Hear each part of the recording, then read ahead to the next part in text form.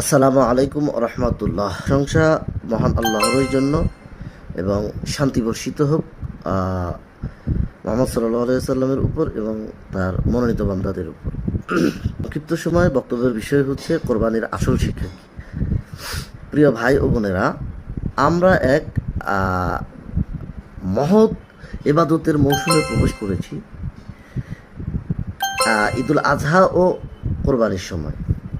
যেটা কিন্তু একটা প্রশ্ন, আমরা কি কোরবানির আসল শিক্ষা বুঝি?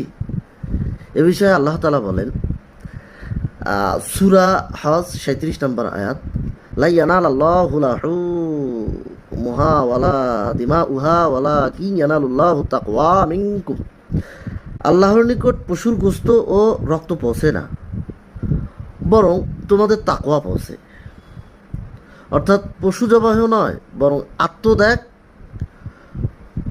ও খাঁটি নিয়তি হলো কোরবানির মূল শিক্ষা। বিষয়ে রাসূলুল্লাহ সাল্লাল্লাহু আলাইহি ওয়াসাল্লাম বলেন, হাদিসটা এসেছে তিরমিজিতে 1493 নম্বর হাদিস। হাদিসটা সহিহ। মা আমিলা আদামিয়্যু মিন আমিলা ইয়াউমিন নাহলি আহাব্বু ইলাল্লাহি মিন ইরাকিদ দাম।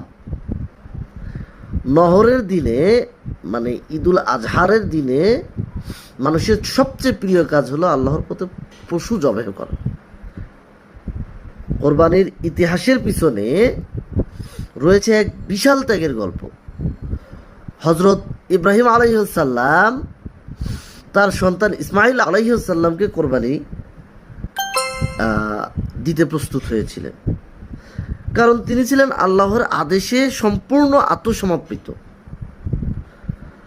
আল্লাহর জন্য যে কোনো কিছু ত্যাগ করাই কোরবানির আসল শিক্ষা। শুধু গরু ছাগল নয়, কোরবানি দিতে হবে নিজের অহংকার, গুনাহ, এই সমস্ত বিষয়কে এবং হিংসাকেও। তাই এই ঈদে আসুন কোরবানির মাধ্যমে শুধু পশু জবাহ করা নয়, বরং নিজের নিয়ত অন্তরকেও পরিশুদ্ধ করি। সমাজে গরিব, এতিম, প্রতিবেশীর মাঝে ভালোবাসা ও মেহেরবানির কোরবানি দিই। আল্লাহর জন্য নিঃস্বার্থ আত্মত্যাগের অনুশীলন করি।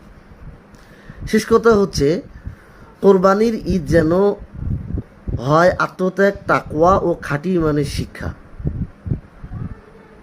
এটাই যেন ঈদের একটা মূল মেসেজ হয়। জাযাকুমুল্লাহু খাইর।